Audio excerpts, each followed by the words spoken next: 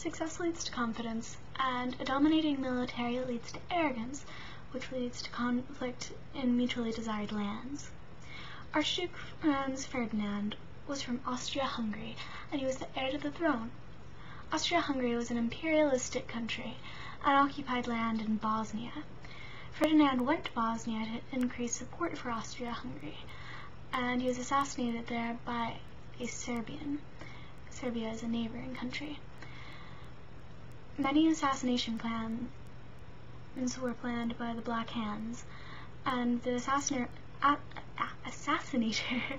was rejected from the group. Ferdinand's driver took a detour from the parade which they were in, and the assassinator was in the right place at the right time. However, even if the detour hadn't been made, he probably still would have been killed. Austria-Hungary wanted to punish Serbia, but Serbia didn't want to accept the blame because the man was not representative of Serbia. It's kind of like blaming the US for the Ku Klux Klan and their actions. Austria-Hungary got an alliance with Germany. Russia desired a warm water port, so they supported Serbia in an effort to form an alliance and get ports. Germany and Russia didn't want to fight, but neither could back down. Germany assumed that France would side with Russia, so they cut through England to attack France before France could attack them, and the English and the French then supported the Russians.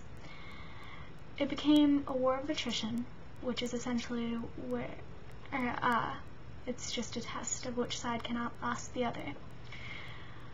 It employed trench warfare, mustard gas, and gas masks, and there were a lot of unsanitary conditions, for instance, trench foot. Lovely, isn't it? The US was neutral, or is claimed to be, for a variety of reasons. There was nothing to gain. They weren't in any danger. There was no threat to the safety of the country. Washington's farewell address said, "Don't intervene in foreign affairs," so they were pretty keen to stick to that. And we had some domestic issues. For instance, the economy was kind of shaky, and immigration problems. Yeah. Many Americans were not neutral, and taking sides would have stirred up problems within the United States. Plus, they'd need supplies for the war, and that's beneficial to the US. It's good for the economy. The British blacklisted 87 US companies for trading with Germany. By 1917, we had lent Germany $27 million and England $2.25 billion.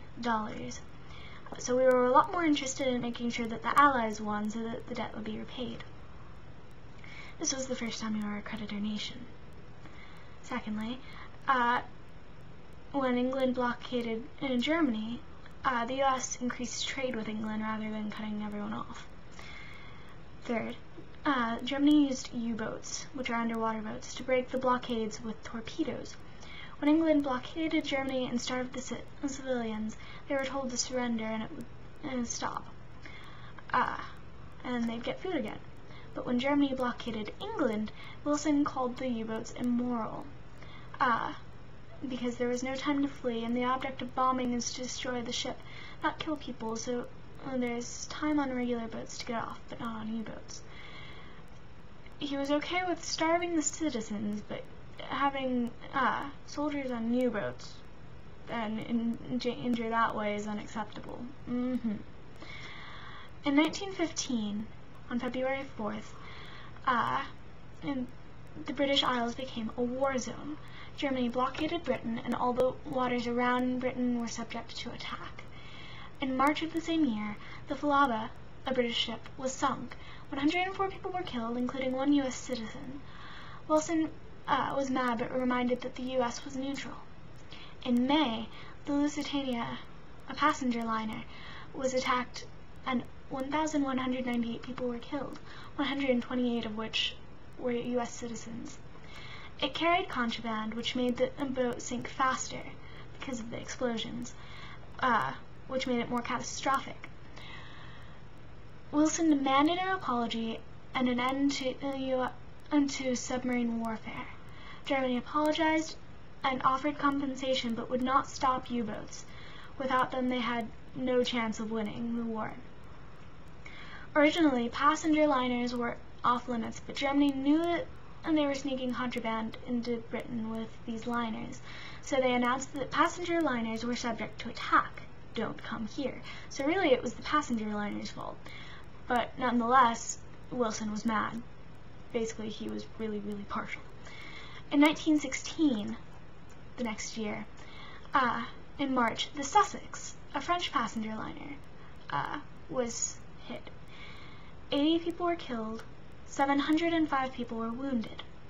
Wilson was outraged and threatened to end diplomacy if there was no end to submarine warfare. So, the Sussex Pledge was signed by Germany, which basically said that they wouldn't use submarine warfare. But by June, there were 175 people in the U.S. military, whereas before there were only 90,000 people, which basically meant that the U.S. was preparing for war.